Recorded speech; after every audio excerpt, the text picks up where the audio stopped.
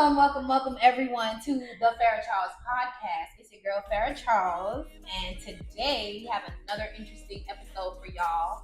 First things first, I want you to like, I want you to subscribe, and I don't want you to hate. That's what we do. Number one on this podcast. Number two, my guest today is an artist. Not only is she an artist, she's independent and she is an entrepreneur in the artistry industry, right? Her name is Yahna. From Philadelphia. Yeah. Period. Because I'm on my shit. You know what I mean? First things first, thank you so much for being on the podcast. You're very I've been welcome. trying to capture you for like longest. You are welcome. I'm happy to be here. I feel like we talked about everything before right now. I know. So we just gonna recap. Yep. What part of Philadelphia are you from? From West Philly. So West Philadelphia. Raised. Born Shut and up. raised. Got you. So you know what's this? No. Your mama knows what's this? No. Your daddy? No. Okay, nobody don't know. No. All right, cool, whatever. No one knows what's their family. Okay, so when did you transition to South Florida? I came to South Florida in 2019. So I came maybe 6 or 7 months before COVID hit. So you just got here. Mm-hmm. Well, kind of low key. 4 years. Yeah. It's crazy. It don't seem like COVID was that long ago. What? Yeah. You came right before COVID. So, question: did you have fun during COVID, or did you hate it? No. I mean, when I first came down here, I only had one friend, and she moved when COVID hit. That sucks. So I was here by myself during COVID. Ooh. So it was hard to get to know people and connect with people and all that other good stuff because 6 feet apart. Everybody shut down. But yeah, I mean the beaches opened up a few months after COVID hit, and so I just took that time to work out, go to the beach. Yeah. Just do. Yeah. Well, I had a blast during COVID. I'm not even gonna lie to you. How did you manage? At the time, I was in a relationship, so we already be with each other all the time. So it's when COVID hit, it was nothing. We just moved the party to his mama's house. Everybody went to his mama's house, and we was just over there chilling, doing what we normally was doing. So COVID really ain't stopped nothing for us. But the art part of your life, how did that start? When did that start? Well, it started. I've been doing art. I guess drawing. I've been drawing since kindergarten, first grade. And I learned. One of them girls that was drawing them pretty ass flowers all the time? Not at all. Oh, okay. Not at all. So the way that I found out that I knew how to draw, and the way that I found out was it was kindergarten, first grade, and we had this assignment where we had to. It was a moose on a skateboard, and we had to draw the moose on a skateboard on the next page. It was a blank page. So I went and drew my moose on a skateboard, and the kid next to me was like, "Oh, can you draw mine?" And I was like, "Yeah." So I drew their moose on a skateboard. Another kid across the table was like, "Oh, draw mine." And I was like, "Okay." And then I turned around, it was kids lined up with their books. Draw my moose on the skateboard. And I was like, "Okay, all right. Well, I guess my moose is hidden." Yeah. And then everybody else moves. And I was like, "Okay, I guess this is different." So I started off drawing the Looney Tunes stickers. Okay. So I would I found out that I knew how to mimic what I saw from the moose. So I tried it again, and I tried to do a Tweety Bird and Bugs Bunny and all those things. And I started off drawing Looney Tunes, and that made me try out for the art club at elementary school. And I was a competitive illustrator in elementary school all the way to high school. Really? Yeah. So I was been doing this. Yeah. So I would win competitions and win money and all that good stuff. So that was really cool. So I did that all the way up until high school. And when I went off to college, I wanted to pursue art, but there were some things that happened in my family. So I decided to go a different way in my career. And I went into social work instead. Do you regret that? No, because advocacy has always been a part of my spirit. So it allowed me to do what I had inside in reality and make money off of that. So I appreciated that. But I did social work because, give a little backstory.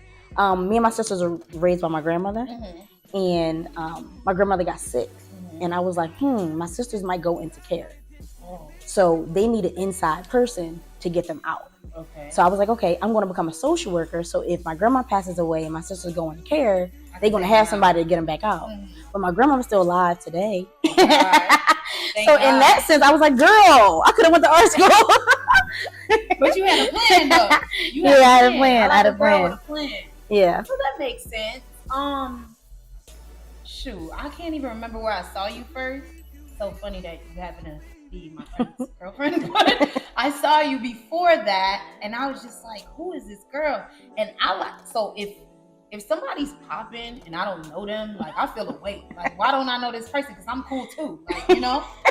So when I reached out to you to do Art Basilisk last year and you agreed, I was like, oh my gosh, wow. No. We met before that. We met at Monifa's event for the, like, officially. Yeah. At Monifa's wine event or something like that. And I was telling you then about Art Basilisk, I believe. And you were like, hit you up. But I thought you was bullshit.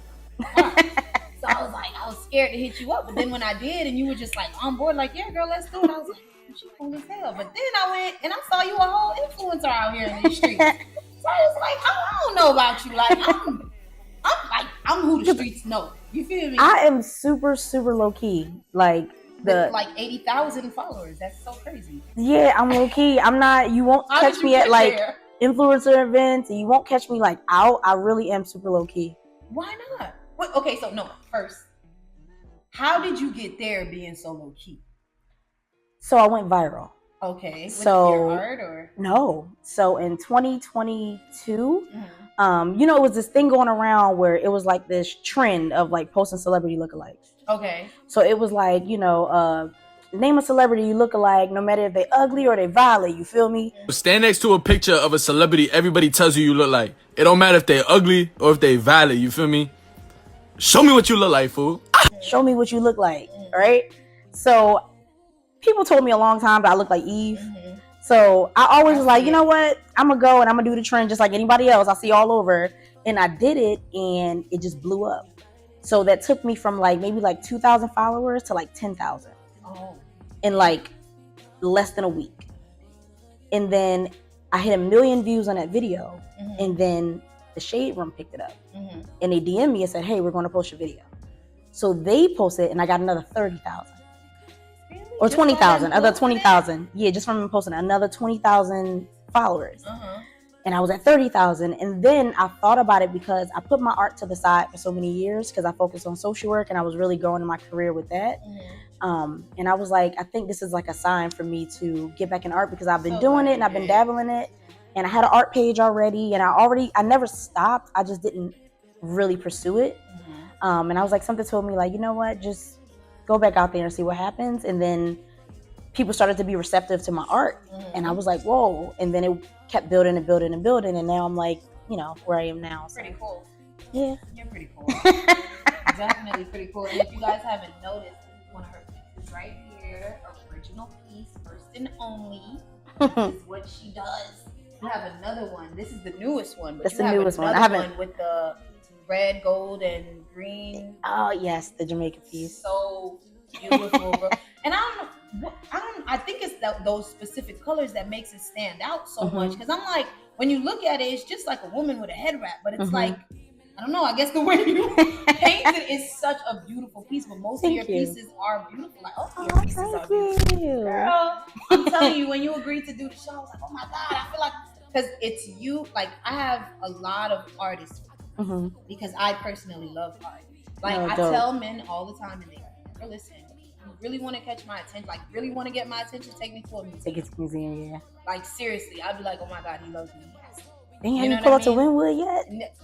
My ex used to do it a lot but that's just because he knew what I like, so he'll come with me. You know what I mean? Yeah. But he ain't like taking me to that. But yeah, I love museums. I love art. It's just something about it. No, I don't know how to draw. I'm not even interested. You know what I mean? I just love it. See, but you know how to dress. So this is my art. I was about to say that. I think that art can transcend just a canvas and paint and pencil. I am my canvas. Yes, I was about to say I think your style is impeccable. Like, and some people, me, I'm not that. I'm super low key. Like, I'm like a jeans and t-shirt. I'm very low key.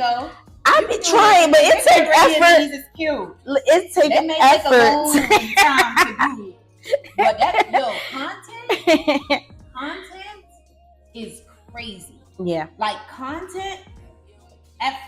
So at first I used to be like, you know, whatever. Like, I don't know. It's not hard. Content is hard as hell to create. Content is hard. It's hard as hell to create, and then you gotta edit it, and then you gotta make sure you're doing this with this, and you gotta make sure your song is. It's a lot. So kudos and shout out to all the content creators. We take you very seriously. We are content creators ourselves. We take y'all very, very seriously because this is not an easy role. So shout out to y'all on that. See, I think the biggest thing with content is like, at least for me, and that's when I started to get into like working with brands and things like that. I think the biggest thing with content is like taking it from like the audience perspective. So if I was looking at this video, what would keep me engaged? So with me, it's kind of like when I edit, when I do certain shots, it's like, okay, well, maybe I need to take this out. That's too long. Or I didn't show enough, right? So not necessarily what I would like as a creator, but just like as the audience, what would I enjoy seeing? Yeah. So I literally just do what I enjoy seeing. And I feel like if you are authentic to that, your followers that have your same taste will authentically follow. Yeah. That's what I'm going with because I'm like, I call it super popular for no reason. Like I just, bro, like it's crazy. But I'm like, something has to give, right? Like this has to work out somewhere. Somewhere along the line, this popularity is gonna pay off for me. I'm like, how do I monetize this? Which is how I got into content creating.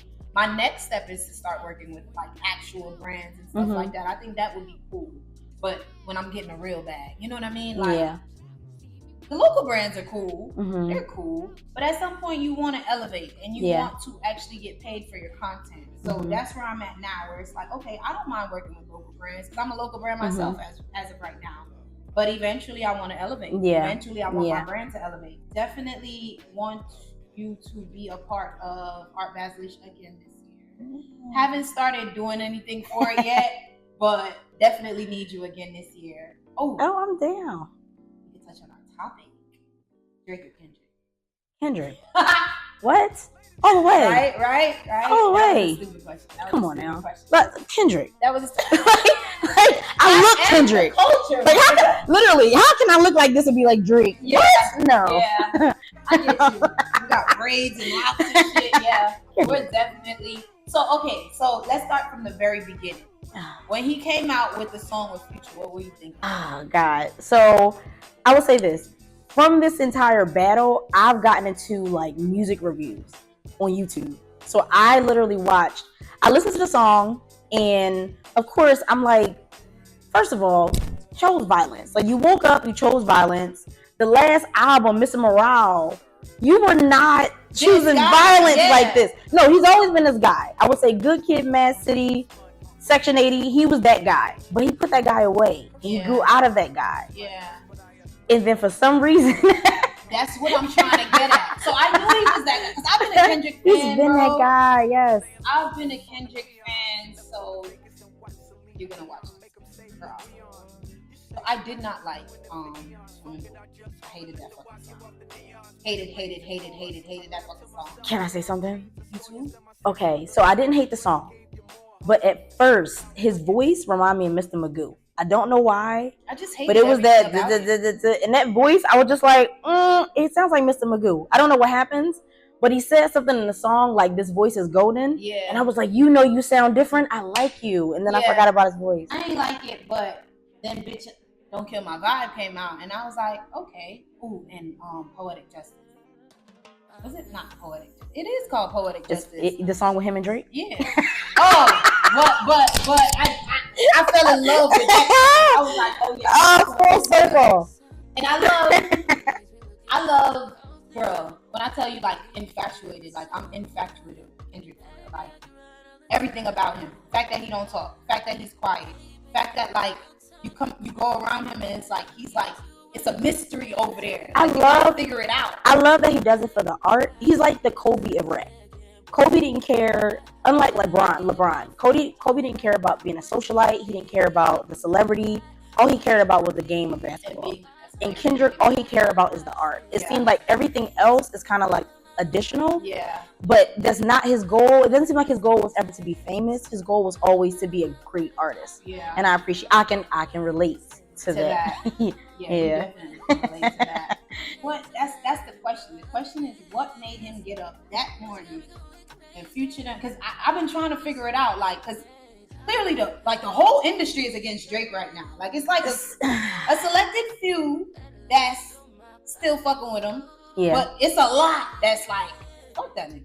I think fuck that light skin. I think the trigger for Kendrick, at least for me, I keep hitting the mic, but Tell me. the trigger for Kendrick, I think for me missed was it. that J. Cole and Drake did their third person shooter or first person shooter, something like that. First person shooter. And they mentioned them being a big three. Mm-hmm. And I think Kendrick probably never really respected Drake all the way. He kind of worked with them because maybe it was a label thing, but he never truly respected Drake.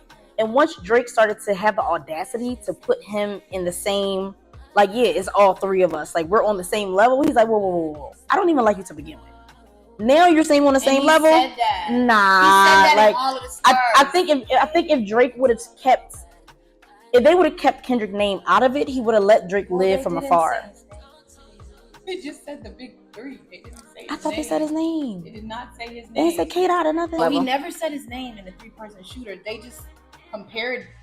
They just said they was the big three. It wasn't even wrong. Like, I think Drake was low-key trying to like be friends a little bit, but it backfired. Because I think Kendrick really hates that nigga's guts. Like, for real. And well, we don't think anymore. We know now, don't we? We know now that he really hates his guts. But I just want to know who hyped him up. Like, did Rick Ross call him? Like, this nigga talking mad shit. Did ASAP? Did French Montana? Did Kendrick doesn't seem like the type that needs Nah. We're gonna say that because that's what he shows, but he's a human being at the end of the day. He woke up that morning specifically and said, nah, I'm feeling it today. And he knew that was gonna start a thing, and he was prepared for the thing that it was gonna start. Yes, he was. Like I told you earlier, we've been jamming to the same song for 3 months straight. Like it's new. Every month. Well, every month. I don't think that's from preparation. I just think that because it was something lacking in music, and that was like authenticity, and I think it was that black culture piece. And I think Kali's sound is true black culture, and I think that's something we've been craving for a long time. I actually love Cali artists. Like since that concert, did you watch the concert? Yeah, we watched it, right? We were front row. Girl, my baby was interrupting me. I was like, girl, don't get out my face. I'm at the concert. Like, leave me alone. But I learned a lot about Rembo. I like Rembo. You know Rembo? See, I don't know. Like, what he say? I think it was true. So I know that he is touchable. No. When he was on? See, the thing is, I don't know much about Kali artists. I know Kendrick. I learned Rembo that night. I learned about the Cuzzos, which was that all-girls group, the 5 girls. Oh, I'm sorry. I didn't watch the whole concert. I only watched Kendrick's segment. And TDE, it was just that Schoolboy Q. Like that. I love the Black Hippie reunion. Oh my god! As a group, though, I really love them as a group, and I think they all fine. To be honest, like J Rock could get it, Schoolboy Q could get it. I am taken, and I will not speak on any of it. You don't have to, girl. I was speaking for you. Don't worry about that. Don't you worry about that. I love everything about it. I love that's how you kill a nigga for real. I appreciate that's how you kill him, body him, put him in the ground, put the casket on him, put the tombstone, and watch his mama cry. That is the art of war. Because Drake looked real disturbed at that all white. Drake lost weight. He shaved a little bit of his beard off. His nose got bigger or something. He got his face got. I don't know. He looks crazy to me. Like, it's because I think he lost weight and he shaved a little bit of his beard. And I don't think guys realize how much facial harmony a beard brings. And Drake lowered his beard and it made the top of his face big. That is what it is. I was like, oh, yeah, so weird. Because the top of his face is big now. And he lost weight, so his skin is sagging. Crazy. Poor baby. Oh God. I don't know what he did, but he should have never did that shit. He talked about Kendrick's family. Yeah, well, not really. He kind of. No, Kendrick woke up and chose violence first. See, I mean, Drake has been subliminally doing things. Yes, we know. No, and Family Matters. He directly talked about Kendrick's family. He said your wife came after the Future thing. See, the Future thing was first, and then Drake came out with drop a give me 50, and he brought up the wife, and Kendrick said, "Hey," and his next song, "Hey, I don't think you want to go there." And then Drake came back and said, "Oh, well, your baby mama is fucking day free." Yeah, and then Kendrick was like, "Well." Dun, dun, dun, dun.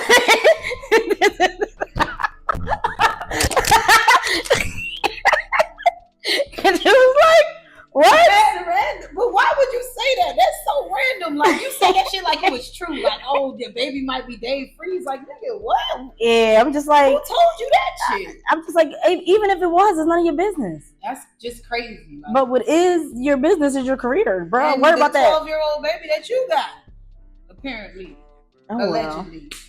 I feel for Drake though. I feel a little bit. Not me. I do. I feel a little bad only because I do feel like a lot of this is him and his negativity probably behind the scenes with other celebrities. But to the public, he's so Drake is real. He's so real chill. Nice. But I think behind the scenes, he's probably not so great, and that's where this energy is coming from. But I don't know behind the scenes. So here's how I feel, right? I don't feel sorry for Drake, right? This is rap, nigga. This is what you signed up for. Like, this is what it is, right? But I do believe that Drake is a great artist, whether somebody writes for him or not. The nigga is a great artist. Mm-hmm. And I do believe that he's going to come right back out of this shit and we're going to be dancing to whatever the fuck he brings next. I think we're going to dance, but we're not going to dance without... Drake's subject line has to be completely different. You can't talk about being the greatest. You can't talk about being tough. I feel like he could do it. No. They're going to talk about... He got to ask his dad first. I feel like... Kendrick. That's what I'm telling you. Like, I'm a hard down Kendrick fan. Like, went to all the concerts he's ever had here. Like, even flew to California for a concert. You think even with the minor allegations, you think he's still exactly the same? Nothing changes? Bro? No. He has to come with different wordplay, but I feel like he can do it. I really feel like he can have a hit song. I don't feel like he's going to do it this summer. Yeah, but I feel like he's going to have a hit song again. I think Drake... jump into it. Just like Kiki, do you love me? Are you riding? Right? And they're gonna bring it to Kendrick. I think there's no way he'll be able to come back the way that he was. He is gonna come back and he's still gonna be a popular artist. Will he be held in the same regard? Absolutely not. No, he could never, because this nigga came and crushed you and killed you. And my thing is, you gotta be humble. That's why he made that damn song, because you don't know this nigga, man. None of us do. The nigga is private. We didn't know he was just diabolical. You feel me? I love Damani. Do you like Damani? Who's Damani? That's T.I.'s son. He's like a J. Cole Jr. You never heard his song? I've never heard of music. Girl, tap in. Really? Tap in. When you get in your car, tap in. I'm a true millennial. Damani, nah. I listen to whoever's already on my playlist. Us, but he got bars. Like, you know who I'm talking about? Yeah. Nick, I'm lying? You know. He's dope as shit. I know him? Yeah, you remember we used to watch T.I. and they used to have this little kid one of his kids was trying to rap. Yeah. It's him. He actually, yeah. Did I hear his music? Yeah. Bro. I don't know if you heard it before, but you probably heard it in the past while. Maybe I didn't know it was him. Tap in. Yeah. Tap in. I'm gonna try. Damani is Damani. definitely he gonna be one of them ones. I could tell. Oh, good. Here's what we're gonna do. We're gonna do selfie check-in. Okay. Super easy. All you do is you get your phone, you go on your story, and you talk to yourself. You motivate yourself. Hey, girl, this is me, and I am it. I am the I am that I am. I'm her. I'm popping. You know, that kind of stuff. And you press send. And you tag me, obviously. Oh, and I have to post it? Yeah, that's what we do. Yeah. She's like, I never did this before. No. It's the first time for everything. No, I really don't. Happen. Your fans are just gonna be like, your followers are just gonna be like, yeah, girl. You talk that talk. Oh gosh, and I gotta do it on camera? Mm-hmm. That's the selfie. Oh, this is a dare. Okay. Yes. I didn't know it was gonna be on the same level as a dare, but it you know what it is? Okay. You're shy? No, I'm not shy. Because you don't give me shy. I thought you were, but you don't. No, okay, so I'm not shy. But I feel like I'm a giver. So me being like, I'm this, and no, don't get me wrong, I'll take a selfie and I'll give the I'm this energy, but to say it out loud, you know what I'm saying? Like, I'll be like, I'm that girl in pictures. I can give that all day, but like saying it out loud, it's kind of like, ugh. I don't know. It's weird. Yeah. That's okay. Weird as hell. It's affirmation time. Yes. Affirmation time. That's exactly what this is. Yes. Okay. Yeah. So you look at yourself and you just talk to yourself. Block all these people out. All right, y'all. So I am on the Fara Charles podcast, and I'm doing a selfie check-in where I have to do affirmations to myself. So, self, I want you to know that, girl, I love you. You're beautiful on the inside and the outside. And what you're doing, and when it comes to your art, you are going to change the world and help change lives. Your passion for advocacy will pay off. All this art and hard work will pay off. Your lock journey and those starter locks have paid off. So this will pay off. What you're doing is not in vain, and you are really letting God speak through you. So blessings and blessings and blessings to you, self. That's it. That's it. Period. Period. Our bio. Okay, so I just want to say, disclaimer: we are not robbing banks. This is just random facts, and we're not stealing with our baby from Marshall. Or murdering people. Or murdering people. This is just random facts. So that's just a disclaimer for y'all out there. We're not doing that. Snort a line of coke for $1 million, or pop 3 ecstasy pills for 500,000. Coke. That's $1 million. Rehab. Coke. Coke. $1 million. Rehab. Yeah, I'm going for coke too. Yeah. I do not condone. Yeah, we do not condone taking drugs. I've never taken drugs. This is just random stuff. Random. It's $1 million. Random. Real quick. All right. Black Lives Matter. Or all lives matter. Black Lives Matter. Come on, that was easy. Okay. Why not all lives? I think all lives have already mattered. I think it's time for Black lives to start mattering too. I agree. Black Lives Matter. Even though you know that was bullshit. We gonna talk about it? You a little sad about it? Because I'm a little sad about it. Yeah, trigger warning. I will say this. I think there was a flaw in the movement. And I've had this discussion plenty of times because I too went out and protested. Me too. I think the issue was with me going out to protest, I was ready and I had the energy and I was willing and able, but I didn't know what the goal was. So we were like shutting down the highway and like walking through the streets, but I didn't know what I was doing it for. I was just doing it where somebody said, look, this is what we're doing. I was waiting for somebody to give me an action. And I think the difference between like the civil rights movement in like the 60s and the Black Lives Matter movement was the fact that the civil rights movement had a tangible goal. You can measure it. You can see how close we are to it. We know when we reached it. Where the Black Lives Matter movement has so many different goals and none of them were tangible. So it's kind of like, how do we know we're getting close to the goalpost? And I think because we didn't know how close we were, it felt like we were running on a treadmill and it kind of made it die down. So I think it was a powerful time. I think it was amazing. I'm glad that it happened. But I also wish that we had like a tangible SMART goal. Yeah. Same. So I went out and protest. I ain't gonna lie. I was just like, I told my baby daddy, I'm like, nigga, we gotta go protest. We about to be a part of history, nigga. Yep. I'm not being a part of history. Yep. So we going to protest. So long story short, we got to the protest late. That's just the type of nigga shit we do. So we walking towards the protest and niggas walking back like, yes, I got my sign. I'm like, no. I miss it. I miss history. But I was really trying to be a part of it. Like I really wanted to be a part of it, be in the textbooks. I'm not gonna be in the textbooks. You're gonna be in the textbooks. See, but that's the thing. I feel like the wrong people are gonna be in the textbooks because there were people that went out there just to get a picture and just get a photo. So I'm only going out here and I'm wearing all black just so I can get a cute picture on Instagram and post and say Black Lives Matter. And then that's gonna go inside the history books. And these are not actually people who really are, these are not civil rights activists. These are not people who are really fighting. And I think there are real people who were fighting for the movement and they weren't supported the way that they should have been. And it was a little bit disappointing. I'm glad that it happened and I wish that it would happen more. So I like to keep it real. Mm-hmm.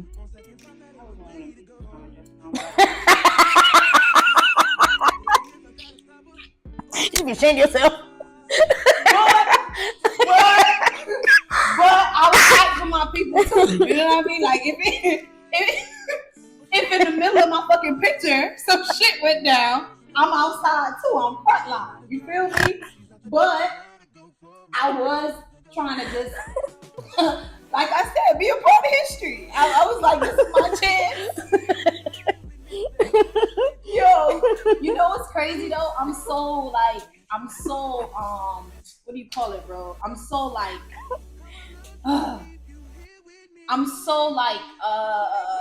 Black Lives Matter-ish though. Yeah. Believe it or not, I'm so like for my people and this and that. I get very passionate. I'm a conspiracy theorist. At one point, I didn't trust nobody, not the government. It was crazy. My sister was like, "You wilding out. You gotta stop watching them YouTube videos. You really wilding." And I would stop because I started wilding for real. And this was before even Trayvon Martin. Like this is when they had the DVDs about the New World Order and shit. Like I was there.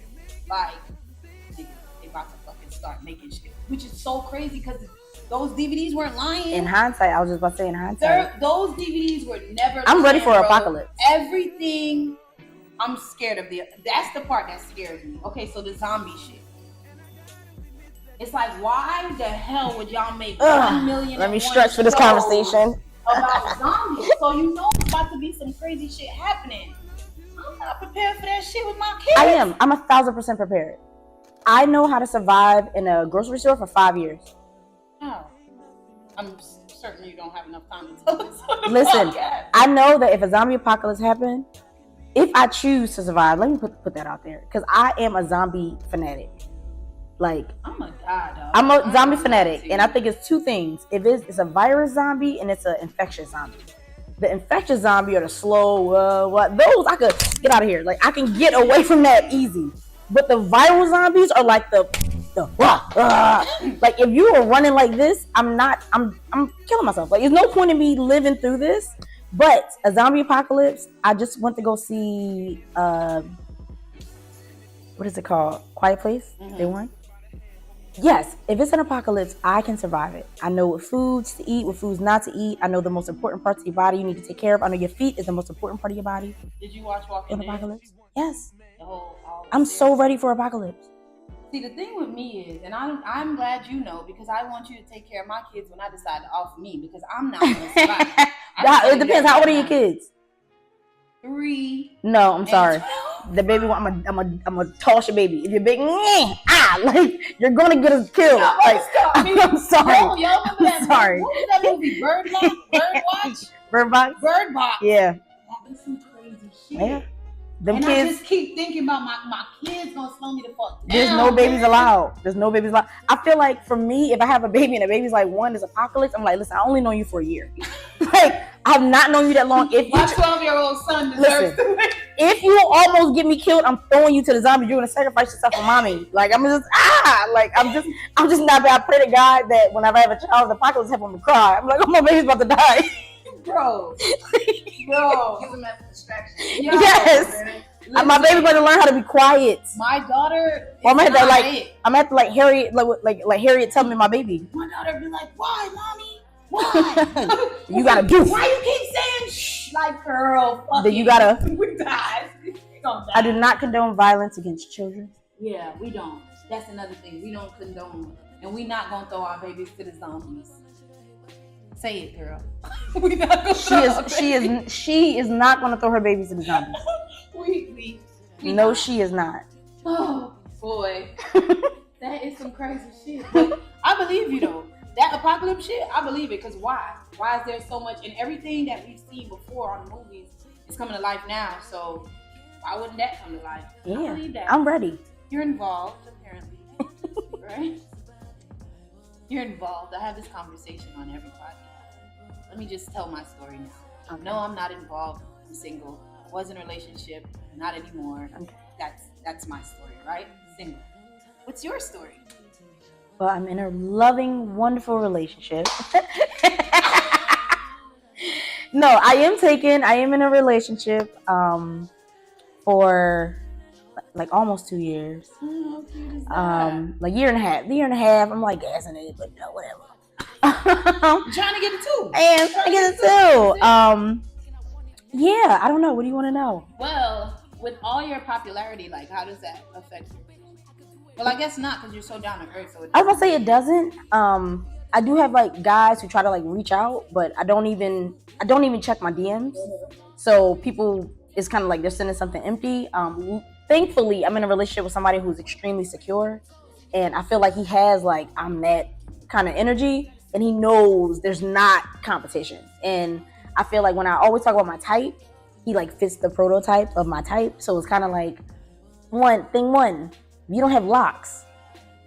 Sorry, like it's not even kind of close. Like, you know what I'm saying? So I'm like, and I feel like because of who he is, I've never been interested. Like I've never thought twice. So it hasn't affected my relationship at all. I hope not. Look at his ass smiling back Great guy. He's a great guy. He's an artist. He's an artist too. So he's a musician. That part of it. So he understands it. He supports me so much. Like even when I paint, I'm always like, look, is this right? Is this good? He's super honest. Yeah, he's just a really great supportive person. He's creative. He's driven. It's just he has a lot of great qualities. So. Okay. Well, there's no tea here. He's amazing. So let's move on to the next one. No, you know what? I'm glad that you found that because in this day and age, it's not easy to find that, and it's not easy to find someone who understands when you're growing and when you're elevating. Mm-hmm. You know what I mean? Everybody likes you when you're down and when you got 2,000 followers, but then when you have 80,000 and you're getting booked and you're traveling and you're doing this, it's hard to find someone that understands that and doesn't get jealous or feel insecure. I would say, I think the cool thing about it is that in his personal life, in his career, he's already been through that. Yeah. He's already got the attention. He already has the social capital. He already has that. So he's not impressed by anything that's going on with me because he's been there, done that. There's nobody that I know where he doesn't know somebody more famous or more rich or more, you know what I'm saying? Like he's not impressed by like your little life. Yeah, my little life. He's not impressed by that. And when I met him, I was already doing this. So he's never been moved. He's never been moved by it. Because if he wanted this, he can do it. He can have it himself. Yeah. Really does not want this. No, he doesn't. At all. Well, that's good. Kids or anything like that? No kids. No kids. Yeah, we know you don't got nothing there. We know that. Not the apocalypse. Do you see any in your future?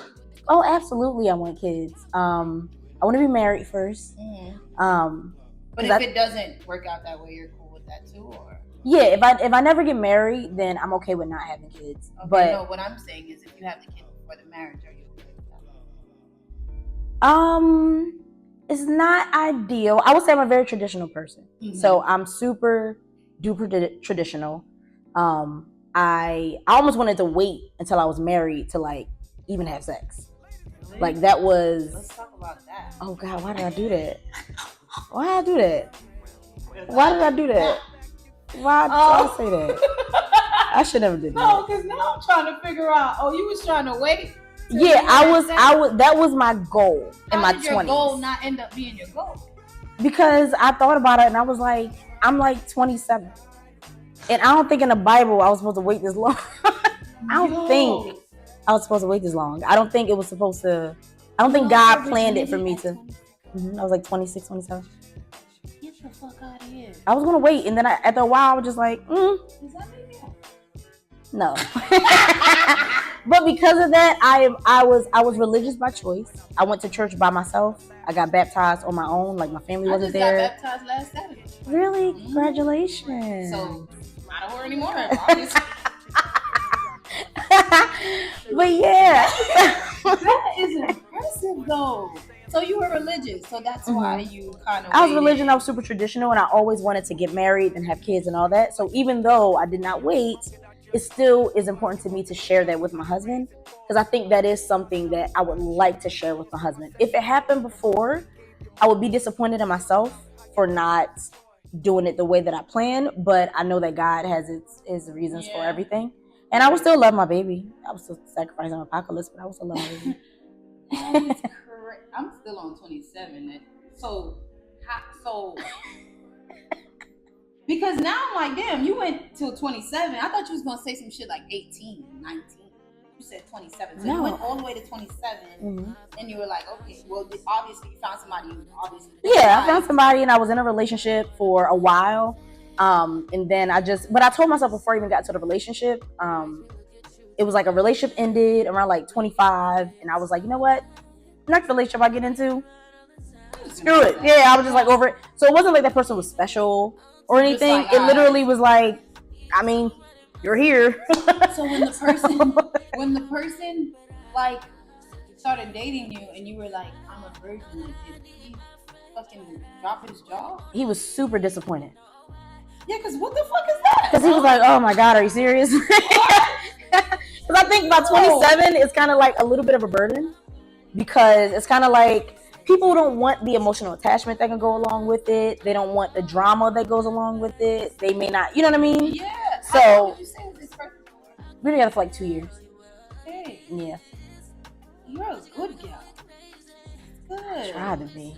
No, you are. Yeah, no, I literally was. You made it. No, I became a heathen in my 20s. Like I had my first drink at 21, so I never drank until my 21st birthday.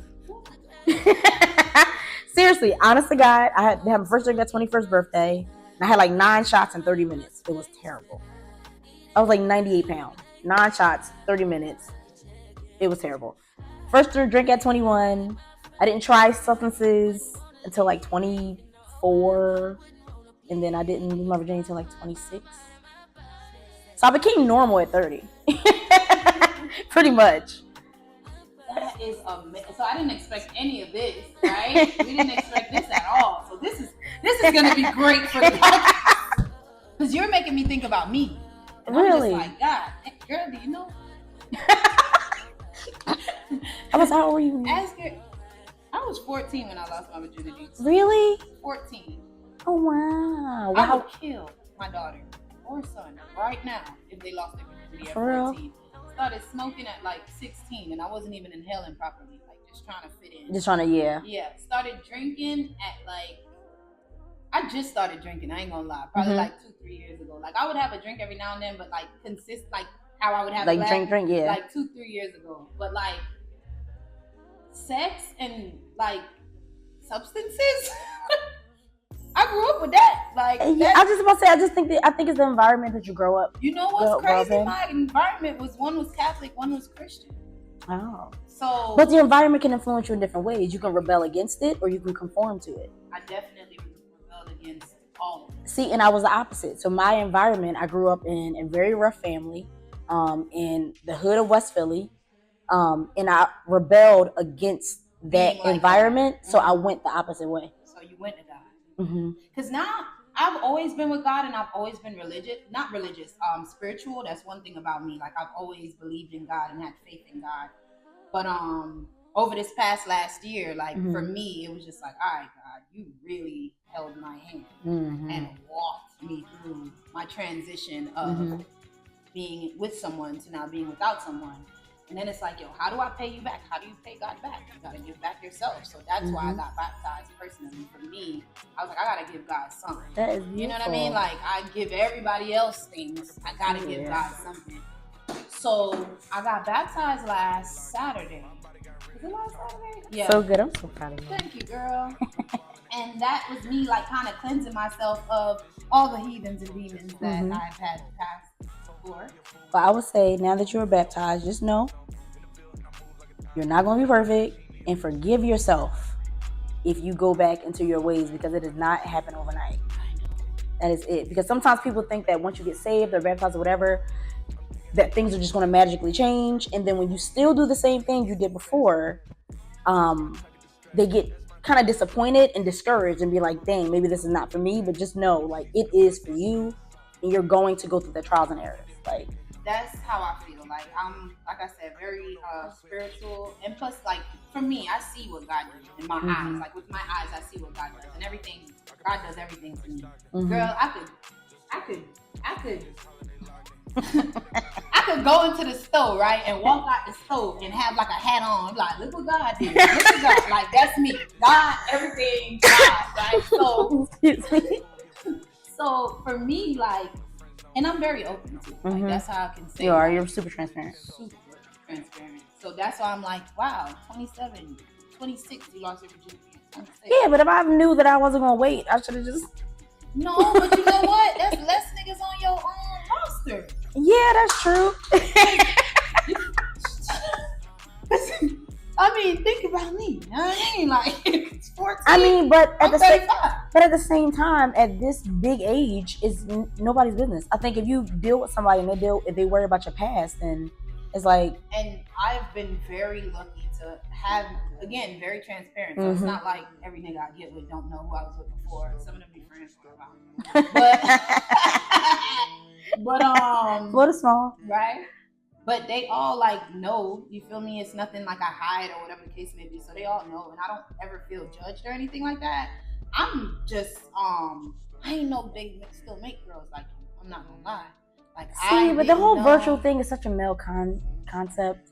Like the whole like Yeah, like you have to be this perfect, innocent, untouched. You have to be untouched, but you also have to be like experienced. Yeah. You have to be like super classy, but I also want you to be like ratchet when I want you to. It's kind of like, no, Nigga, like what do you want? we are humans, and humans have different experiences, and just like you do, like that doesn't change anything. I don't know. To me, it's I hate it when it's kind of like compared to the male experiences. It's kind of like at the end of the day, even if I would have lost it at 12, at this big age, if a guy cared, then you need to have some bro. You got some real If you worry about the guy, dick. if you're worried about the guy before you, then obviously you're not going to be the guy now. Exactly. Yeah, no, And that's not cute. niggas love me, so like. Okay. About that shit, okay, and as they shouldn't. For me, like I said, like I just wanted a new slate. I think a clean slate, like just let me go this direction. Let me at least try to walk the walk. You know what I mean? Because like you said, I got baptized. I think I went to a party that same night. Like I ain't worried about none of that. You know what I mean? Like I feel like me and God have a personal relationship. I feel like I personally feel like I'm God's favorite person. I ain't gonna lie to you. Like out of all the billions of people in the world, I feel like for whatever reason, I'm his favorite person. So I don't worry about the outside noise. I don't worry about what I'm supposed to be, Christian, Catholic, blah, blah, blah. I know we good. I feel like Christians are just normal people who are trying. That's it. Yeah. They're just people who are trying. The difference between a Christian and a non-Christian is that you're trying. That's it. And that's all I'm gonna do. You're trying. Is try. I never want to force anything. And to be honest, like gradually things are just happening. Like I curse all the time. I curse don't let this fool you, okay? No, but my thing is I never noticed before. All of a sudden now I noticed. Listen. You can ask my boyfriend. I curse more than he does. I go.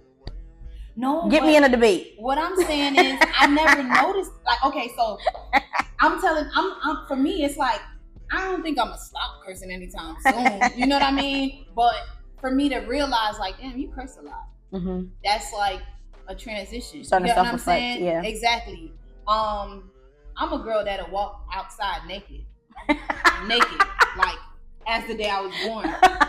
And lately, like, I just find myself like putting on clothes, like random. You know what I mean? So I feel like eventually shit just starts to like. Yeah, you feel like your mentality is slowly starting to change. Yeah. So I'm like, I'm gonna let it flow. I'm gonna let it do what it do. You know what I mean? This conversation. It's really hell. Good. Yeah. Like I learned a lot about you today. And I heard, look, I hope you learned about me. Yes, if I say I learned about you too. I learned a lot about you. You know the last thing, what is your nationality? Black American. Straight. No Jamaican. No. Black American. No St. Lucia. I mean, African in theory. Like your people. Yes. Yes. Like they gonna get reparations? Yes. Because I don't think our people's gonna get no reparations because we West Indian, right? No, my family. No. My entire family is Black American. So the bloodline only goes through America, and it will go straight to the slave ships. So if y'all get some money, y'all could do that. Because I'm not getting none for sure. We from St. Lucia. Listen, if I get some money, I am building a bunker. Right now, you can join me. Everybody's building bunkers, bro. You can join me. You join me in a bunker. See, that's what I'm talking about, bro. And that's why we need to hurry up and get rich, because everybody's building bunkers. Put y'all on. Everybody's building them. Okay, so I thought you was like mixed with something for whatever reason. But it's I guess it was the locks and the vibe and the culture and the fact that you smell like shea butter. I don't know if that's not black. I don't know what it is. Cocoa butter's mixed with a little splash of cinnamon. I think it's important for me to appreciate Black culture, and that's what my art is about too. Just like giving tribute to Black culture globally, not just Black Americans, but anybody under the African diaspora. I support Black culture. I respect Black culture. And with me, I feel like I try to gravitate and take pieces from it because historically my culture was taken away from me. So I try to respectfully borrow when I can. So and Drake, that's all you had to fucking say, and nobody would have came after you. period. Stupid. Well, I'm gonna let Drake live. Lord, this has been a great conversation with you. Anything you got coming up? Any platforms you want to shout out? Where can people see you? Yes, but Website. I'm about to say, well, if you would like to buy art, I have prints of all of my tribute pieces at yahnartistry.com. You can follow me on Instagram for hair content, pretty much everything concerning black culture. I just love being black. Period. Yes, you can follow me at _YahnArtistry on Instagram. And then if you would like actual hair content and just more about me and my DIY and beauty and nails and hair and all that good stuff, you can follow me on YouTube at Yahna Artistry. Oh, you're on YouTube. I'm on YouTube. On YouTube. What events do you have coming up? So the cool thing about it is because I just got get back into art, I'm building my collection and I'm reaching out to galleries now. So hopefully I have one gallery that I'm interested in. Shut up, you about to do African Nation. Well, I want to do it for Art Basel. So I'm submitting. So let's see what happens. Like I just started to go into it because when you submit into galleries, you have to have a collection of at least 15 cohesive pieces. So with me and my ADHD, I keep starting new pieces, new collections. Really? So as I'm working on my collections, I'm finally ready to start submitting to galleries. So you think you have about 50, or you know you have about 50? Yeah. Or more than 50? No, I'm moving.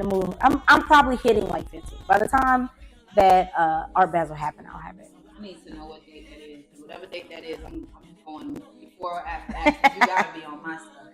Yeah, guys, and you know, as usual, to find me, Fara_Charles on all platforms. Ooh, Bougie Backyard, guys, September 1st, right here at Events by Premier. Don't forget, if you're on Eventbrite, make sure you look up Bougie Backyard Brunch. That is September 1st. Make sure you come. It's gonna be right here in the backyard. You should see how they be decking this place out. So shout out to our sponsors, Events by Premier. Shout out Big O's Restaurant. Shout out my producer Mel. Yeah, girl, you know you a part of the team. Shout out Erica. She just be in the back. But thank you guys so much for coming, right? They came. Y'all came. Y'all tuned in. So thank you guys so much for tuning in. Again, Fara Charles. This is Yahna Artistry. And this is the Fara Charles Podcast. Peace. Oh, wait. No peace. Like, comment, subscribe. Don't.